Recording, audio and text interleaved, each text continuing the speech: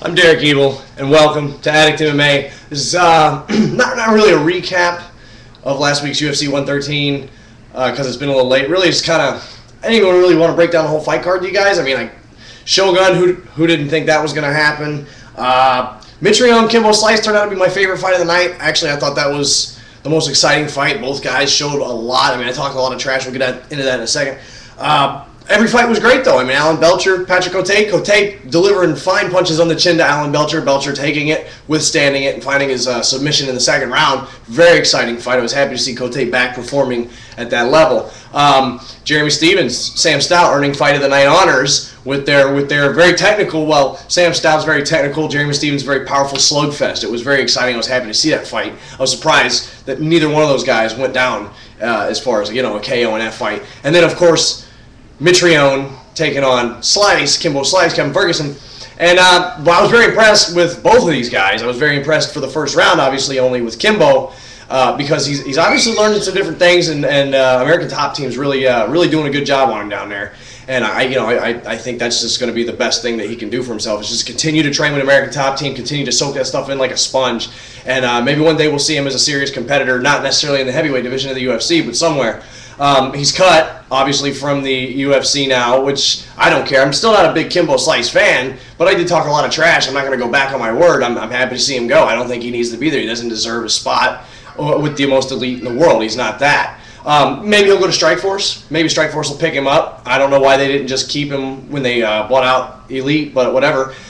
So you never know. Maybe he'll go to Strikeforce and do a couple things on Showtime again. Or maybe, because I'm Florida and he's Coconut Creek, so maybe he won't fight for Strikeforce. Maybe we'll get lucky and we'll start seeing him around some of the shows in Tampa, or maybe here in Sarasota. That would be fantastic. That would definitely bring in a lot of money to our area. So yeah. But other than that, you'll probably see a Kimbo to Strikeforce. Now, Mitrione was really what surprised me in that fight. I like this guy. I like him a lot, dude. I mean, his Ultimate Fighter appearances were, pretty much shitty for the most part. And he was a douchebag, and he seemed to be a really big, puss. But dude, he did great. He took slams, he took punches, smiled the whole time, and he looked really good. Submissions, I mean, dude, I don't know how many he did. It was countless. Just landing punches. Obviously, he even said himself that his stand-up was not as good as it should have been. He got kind of a little cocky on throwing that left head kick. He really wanted to just keep doing it, which is what caused him to get slammed the first time. It was freaking awesome. So happy to see that fight. I'm glad to see Mitrione is progressing at his levels, and I'm happy to see Kimbo's gone and move him down to somewhere where he can maybe work on it better. Of course, now if he goes to Strikeforce, they're going to do the same thing that Elite exceeded to him. They're going to promote the crap out of him, main event the crap out of him until Kimbo Slice, goes down the drain, because the guy is just not ready for all that yet. He's a street fighter. He's a glorified street fighter, and he needs more training. He's at the right camp. And basically, he don't need to be forced in the limelight. You guys just let this guy build himself, and one day maybe he'll do something. Obviously, he needs to work on his cardio and his leg kick checking. He needs to check the leg kicks. Needs to get. There's a lot going on. Anyway, Kimbo, happy to see him gone. Josh Koscheck, Paul Daly. That was horrible. I mean, obviously, Koscheck did what he had to do to get the title fight.